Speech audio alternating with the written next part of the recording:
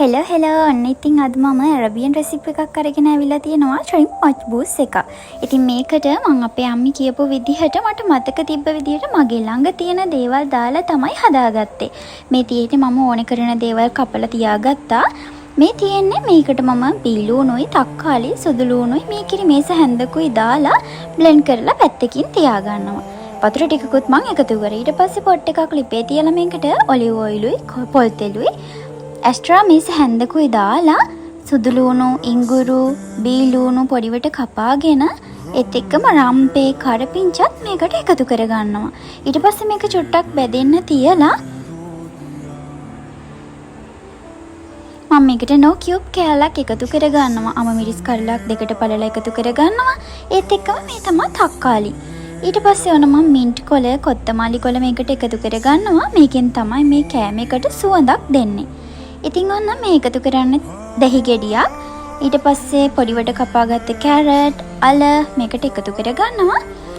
දහි වේලිච්ච දහි තියෙනවා නම් ඒක තමයි ගොඩක්ම හොඳ. ඊට පස්සේ ඔන්න මම මේකට ඩාර්ක් සෝයා සෝස් එකතු කරගන්නවා. තක්කාලි සෝස් එකතු කරගන්නවා.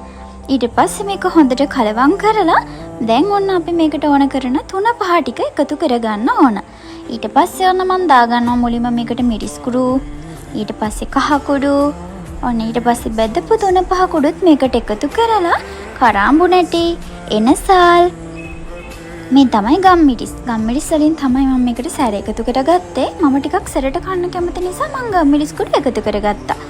ඊට පස්සේ යන මම මේ අර අපි බ්ලෙන්ඩ් කරගත්තු එක මේකට එකතු කරගන්නවා.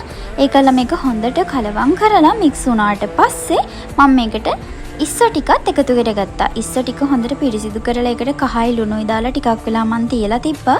ඊට පස්සේ තමයි මම මේකට එකතු කරේ. ඔන්න ඒකලා මම මේකට වතුර එකතු කරගන්නම ඇති වෙන්න මේ අපේ මිශ්‍රණයේ උඩට එනකම් වතුර දාගන්න ඕන. ඊට පස්සේ ඔන්න බාස්මති හාල් ටික පිරිසිදු කරලා හොදලා පැත්තකින් තියාගෙන තිබ්බ ටික මම මේකට එකතු කරගත්තා.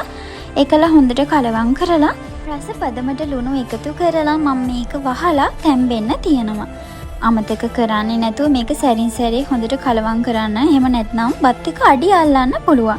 ඊට පස්සේ ඔන්න මේ තැම්බෙන වෙලාවේ බලන්නකෝ. දැන් ඔන්න ඉස්සෝ ටිකේ පාට වෙනස් වෙලා තියෙනවා. ඊට පස්සේ ඔන්න ආයෙත් මම මේක වහලා තියෙනවා. ආයෙත් ඔන්න බලනකොට දැන් ඉස්සෝ ටික නම් තැම්බිලා තියෙන්නේ. හැබැයි බත් එක තාම මදි. මේ වෙලාවේ ලිපේ ගින්දර හොඳටම අඩු කරලා මම මේකට කොත්තමල්ලි කොළ මින්ට් කොළ චූටිවට කපාගෙන මේක උඩින් දාගන්නවා. ඊට පස්සේ ඔන්න දැන් බත් එක රෙඩි. ඊට පස්සේ අපිට තියෙන්නේ රස බලන්න තමයි. ඉතින් ඔයාගේ ගෙදරට එන අමුත්තන්ට විශේෂ දවස් වලට වගේම ඔයාට ගෙදර කන්නත් මේ ශ්‍රිම්ප් මච්බූස් එක හදාගෙන බලන්න පුළුවන්. එහෙනම් ඔයා try කරලා බලන්න.